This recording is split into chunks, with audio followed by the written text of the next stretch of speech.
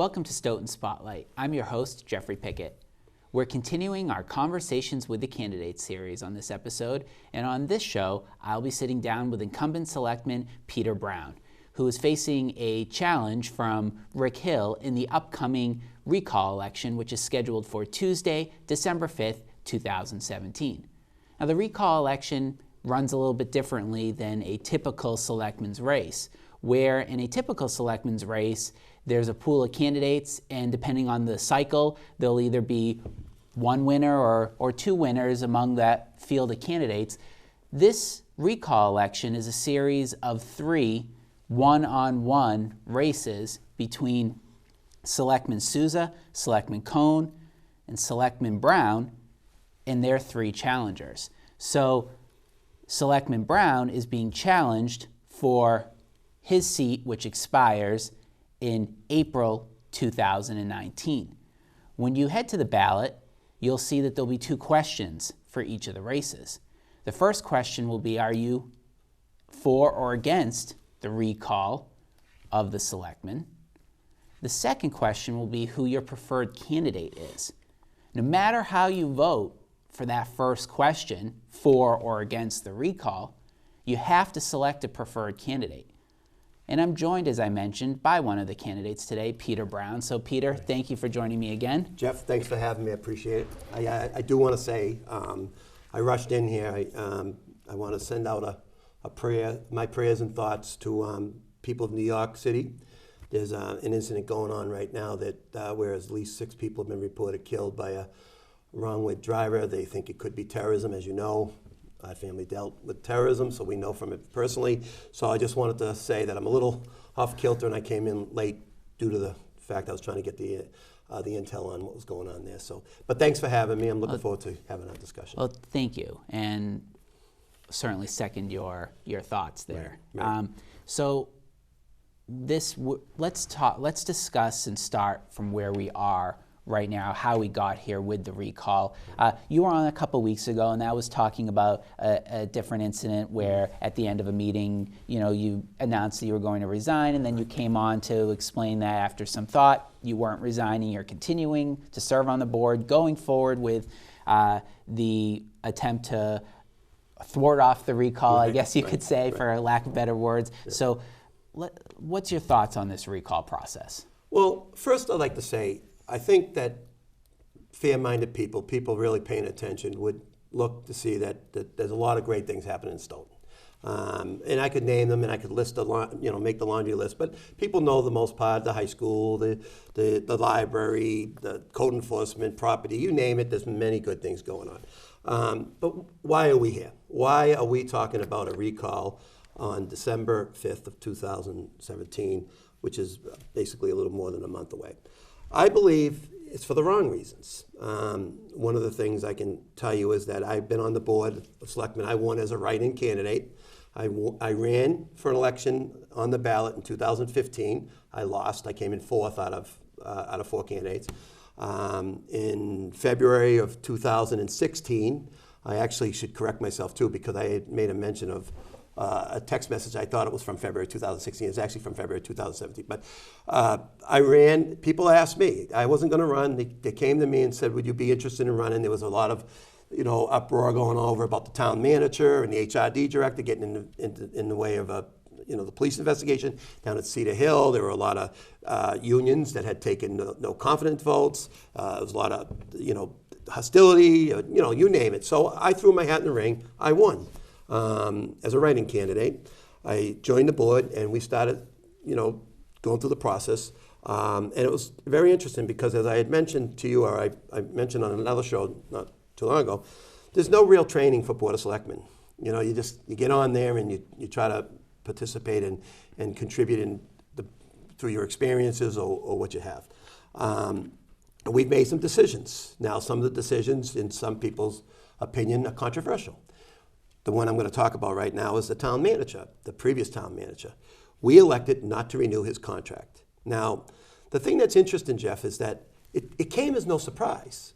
This was a discussion. In fact, there was an election when I won in April as a write-in candidate with the thought that I would be a 4th vote because, as people like to cite the charter or the bylaws, requires 3+1, the majority, to terminate the town manager. I never promised, I never committed to getting rid of the town manager. In fact, I went into that with open mind to see how he was doing business and whatnot. And I'll be honest with you, I wasn't happy with him, with his communication, with the things that he was doing.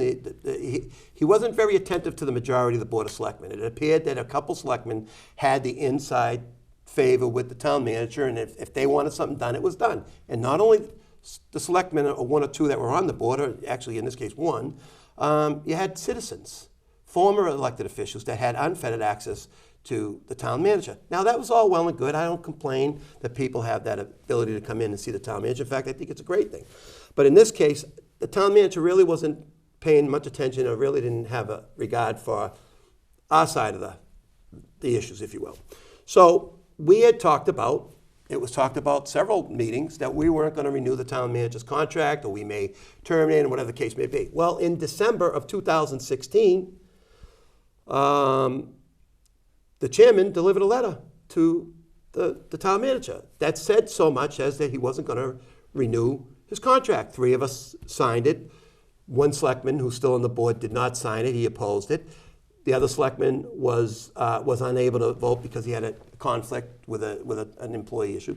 So to lead up to that December 2, and I got to kind of backtrack, back in the summer of last year, in 2016, we had many residents come before us and tell us, if you're not happy with the town manager, don't renew his contract.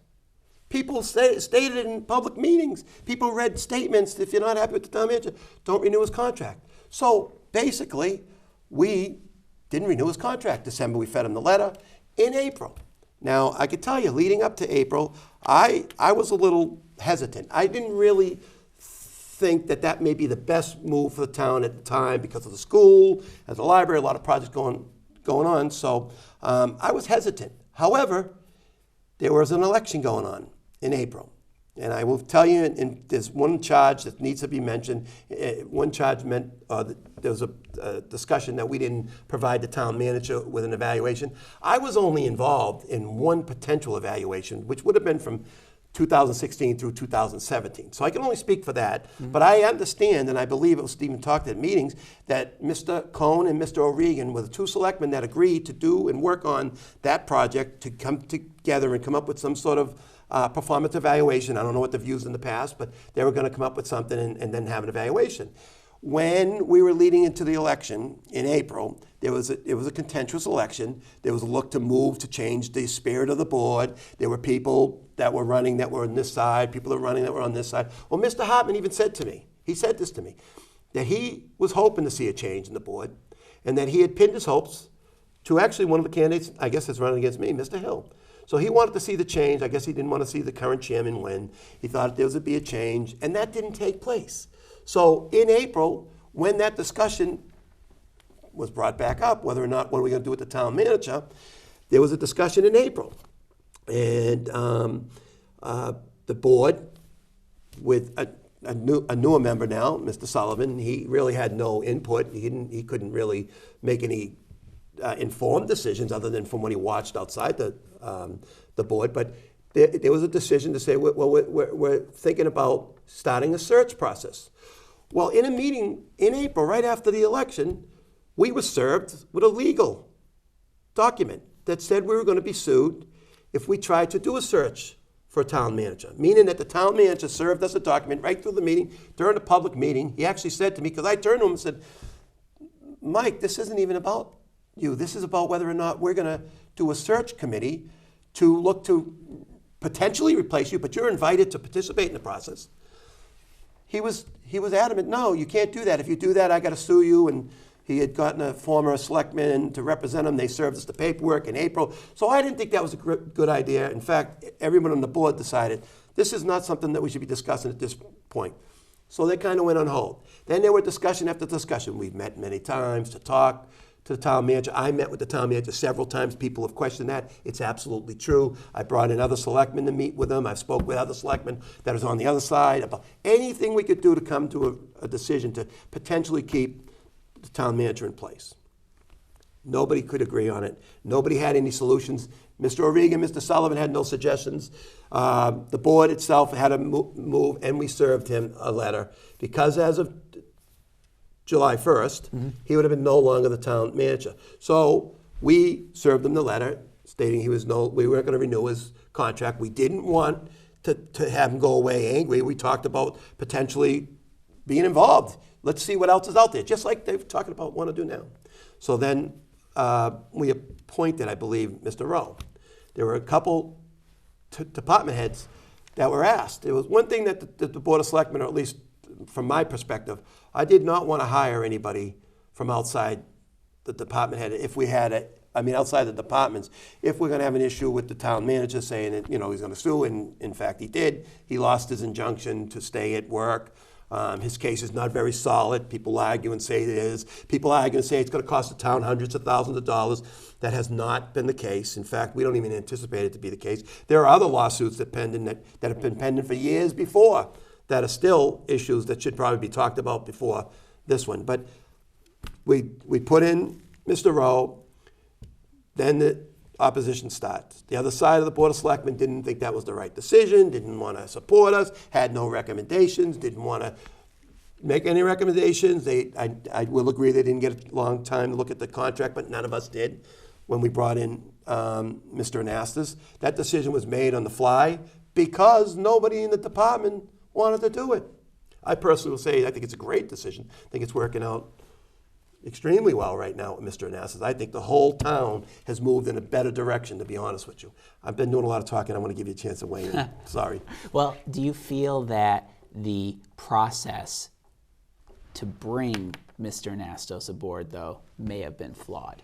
That the end result might be successful, but that the process getting there is problematic? I think the only problem with that was the perception because of the obstruction and the hindrance from the current board, and because of the unwillingness and the threats from department heads and other people associated with this town manager. Now you've got to understand, there were people that had unfettered access, former elected officials who had unfettered access. I can give you an example. In fact, this was the deciding factor, and I'm going to tell you why.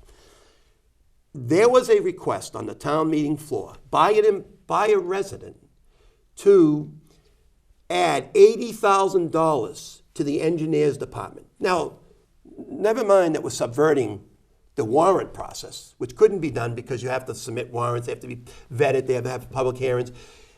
The town manager directed the engineer on behalf of this resident, I don't want to use his name, I'm sure he'll take the credit for it eventually, but the town manager directed the engineer, and the reason I know this is because I asked him. I was sitting next to the engineer, and I was surprised at his ability to not articulate the actual issue, which was a quiet study for the trains. It was an $80,000 request to add to a budget. I got to be honest, I've been in town meetings since 2009. I never, ever remember an incident like that. Usually there are articles, I'm sure you're familiar with it. So when I saw that go down, and I had to speak that very night, I had to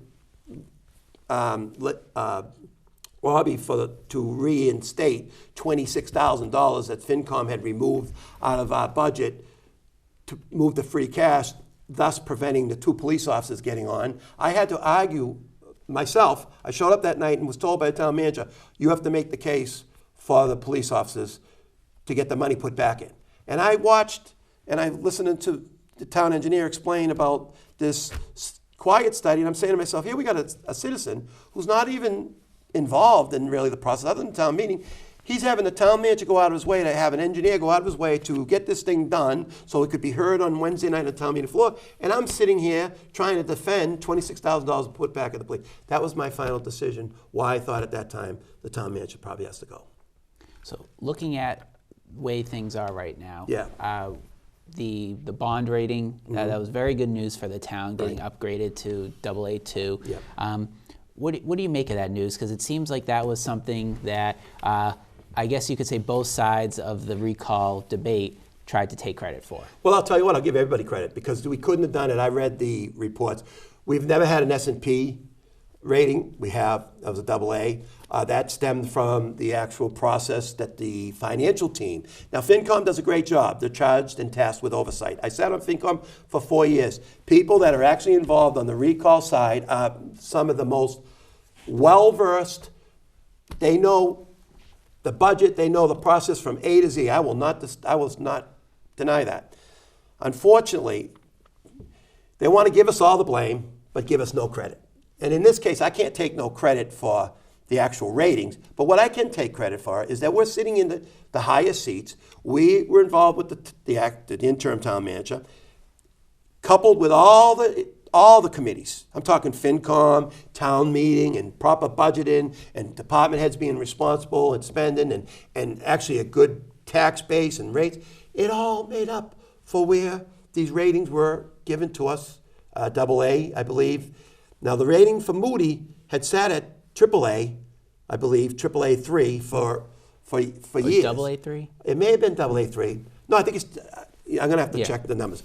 These things, like I said, I always tell people I am not a financial guy. But what I do pay attention is to the numbers, and I pay attention to how things are spent and how revenue is generated and how it's spent. I always like to see how we can save for the taxpayers, because I'm one of the taxpayers. I don't have unlimited sources. I can't tell my boss to give me more money if I need more money. But I would say that everybody should take a bow. And nobody should be pointing fingers and telling people that we did this or we did that.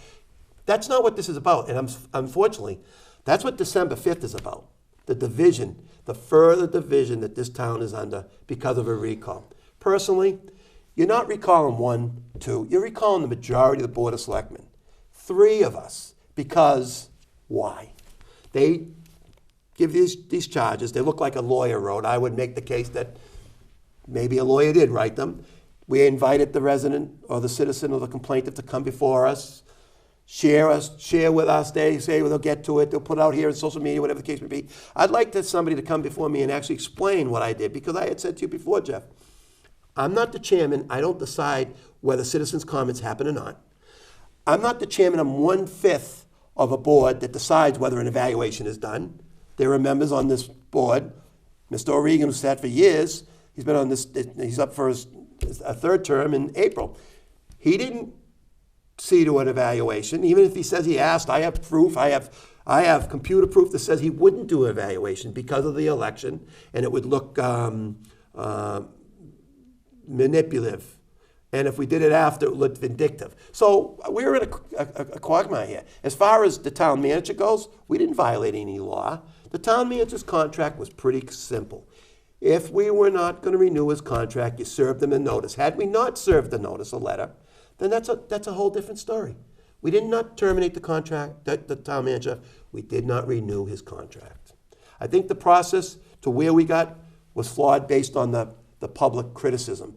The hostility that were at these meetings, I don't know if you were there, Jeff, but there were comments, there was combative or hostile interactions between residents. It was awful. And unfortunately, we don't have any video footage to show of that, but we don't need that. We need to get away from that, and we need to proceed, and we need to go forward with a lot of wonderful things going on. Well, how do we do that? How do we do that? It does seem like the town is very divided at this point, and how does the town move forward on December 6th, especially if the recall fails, if the 3 of you are, yourself as well as Mr. Souza and Mr. Cohn win your races and are back on the Board of Selectmen? How do you work with the other 2 members? How do you work with the community members who you're often at odds with over decisions? Well, first off, I hope that we're reelected. If you want to change the board, change the board. You have the right. We serve at the pleasure of the residents. It's not 5% of the Stoughton registered voters. It's important to say that because people made a big deal out of having 1,350 signatures. Well, 1,304 was the actual number on me. So there's at least 46 people that were disqualified. 1,285 and 1,284 were on Mr. Cohn and Mr. Souza. The way to get back to this is, first off, I would have called off the recall. You can still do it now. Call off the recall. Don't have the recall. Address the election in April 3rd. If they want to change the board, they can change the board. Do they assume Or do people assume that one member is going to be automatically reelected? The way I see it is, it looks like they're trying to stack a board with 5 people. They're running a slate. Clearly, these 3 candidates are running a slate. There's no doubt about it. So how can they get out there and argue and say, oh, this is a 3-2 board, yet they're running 3 people to sit on a board with 2 people that they're going to all share the same opinion? Is it really, truly going to be individual or independent voices? I would shudder to think, or I would argue and say, no can do. This board right now is the best board, and Hartman even said that this board has produced more for this town than any other board that he can remember. And in fact, since I can remember, a lot of good people serve in this town. Don't get me wrong, I appreciate that. That's another thing. We're volunteers, Jeff. We don't do this for money. We don't do this for the love of politics. I'm not a politician. I never planned to grow up and say I'm going to be a Board of Selectmen for Stoughton. I got involved because I love the town of Stoughton. I like the people in the town of Stoughton, for the most part. Most of them like me, I guess. Some may not. I don't, and that is one thing I should say. You asked me, how could we get by this? Let's assume that the recall fails and the 3 of us are still there. I will extend my hand, and it's like I've done already, even though it's been dismissed. I actually asked Mr. O'Regan, let's do something. Let's try to get this thing resolved. Mr. O'Regan didn't have any interest in resolving it. Why? Because he supports it. Him and Mr. Sullivan publicly support the recall. They were at the rallies, they signed the recalls. Now, I would ask you, and I would tell you this, personally, if there was going to be a recall on December 5th, the 3 Board of Selectmen should have been all 5. In fact, I thought about doing it. I personally thought about putting Mr. Sullivan and Mr. O'Regan on the ballot. If you want to play, they want to change the board, they want to play fair, let's put everybody on the ballot, let's get everybody's record in play. But I promise and I vow, and I'm sure the other guys that are on being recalled will put differences aside. It's hard to just forget about what people have done here. You know, I have a daughter as a senior in high school. That's where that whole thing stemmed from that day, you know, being, you know, my daughter calling me, Dad, this is not what you need, you know. At the end of the October 3rd meeting, yeah, right? Yeah, and to this day, I'm apologetic for that. It'll never happen again, trust me, Jeff. But I'm not going to go back and continue to apologize for it. It happened. I asked people to think about how you'd feel if you were sitting there. And, you know, people can say all they want when they're out in the public and they got this friend sitting beside them, whatever the case is. It's a much different story when you're sitting in those chairs because everybody gives you the blame. It's like the quarterback. You get too much credit when you win and too much blame when you lose. But I live by the philosophy, I don't take any credit or blame something I didn't do. And that's how I go about. But I personally tell you that if I can get through this election on December 5th and the board stays intact, now you could say, well, what if one of you doesn't, 2 of you do, whatever the case may be. This is not what the town of Stoughton needed. It's not going to be what the town of Stoughton is going to be known for. People say Stoughton deserves better. Well, I would argue that Stoughton does deserve better. And this is not better. So what is better? Because as of right now, the board doesn't really seem to be able to function as a cohesive unit. It almost seems like there's 2 separate boards. Well, as I said to you, you could make that case, and some are trying to because they're saying 3 don't allow the 2. I've agreed with Mr. O'Regan on several things. Not very much with Mr. Sullivan, but he doesn't pose a lot of issues. If Mr. O'Regan says something that makes sense, we agree with him. If Mr. Sullivan said something that makes sense, we would agree with him. How we proceed is leave the leadership intact.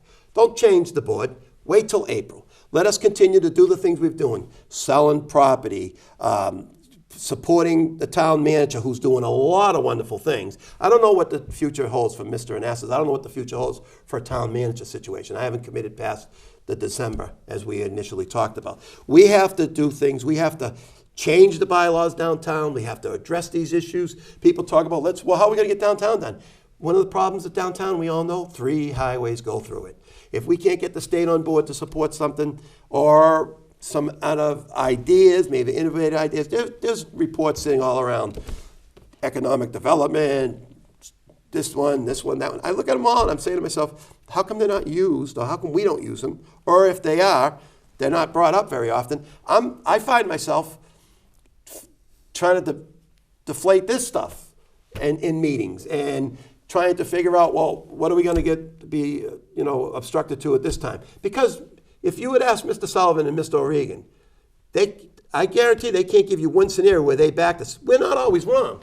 You can't be 100% wrong all the time, right? I mean, so you're going to have to ask that side. And I would tell you, I wouldn't put a board, I would not support a board of all 5 people agreeing with one another. And we've had boards before with 3-2, 2-2, 1, whatever. So, And you would agree with that on the opposite end if it was 5 on your side, right? no, absolutely. I encourage debate. At the end of the day, I would like to have a board that would decide no matter what the situation was. If we debated all day, at the end of the day, we came with the decision that is in the best interest of Stoughton. Because at the end of the day, it's how we spend money. Listen, Mr. O'Regan thinks it's a revenue issue. I always think it's a spending issue. So there's 2 differences of opinions right there and then. All right, I look at ways to try to save taxpayers' money. I'm not saying he doesn't, but he doesn't have issues. Maybe he has a different idea of how spending is supposed to be done or whatever. But we shouldn't all just agree. I mean, that would be in lockstep. Who wants to do that? That doesn't make sense. And we've had healthy debate. The last several months, because of this recall, has been a division. And that's why you have what it looks like, a 3-2 or 4-1 sometimes or whatever. So if successful, you have a year and a half left on the board. What are you looking to do in that year and a half? You mentioned some things that the board is working on. What's your vision going forward for Stoughton? Well, I think we definitely need to find and build some private, public partnerships, look to do things. I know they want to do the train station. I'm supportive of the train station. I think it would be a great idea if we have something to do with that. I'd like to bring private in to build with that. There's been some discussion with that. I think we need to we have to identify lands in this town. Stoughton sits on $65 million worth of property that we get no tax base on because we own it. We need to find some properties, identify those properties, and liquidate them if need, or use them for some other purpose. I would like to see a senior housing, private senior housing living center where dignified and comfortable and clean, where people who may no longer want to stay in their house but want to stay in the town they grew up in can move there. And those are some of the projects. I know we don't have much time, so I guess I won't have a chance to say much more, except for I don't want anyone to have their voice silenced. Let's leave the board intact. Let this board continue. In April, look at the change. All right, well, Peter, thank you very much for joining me on this episode of Stoughton Spotlight, Conversations with the Candidates. Again, the recall election will be taking place Tuesday, December 5th, 2017, and Peter Brown is facing a challenge from Rick Hill for the seat that expires in April 2019. I'm Jeffrey Pickett once again. Thank you for tuning in.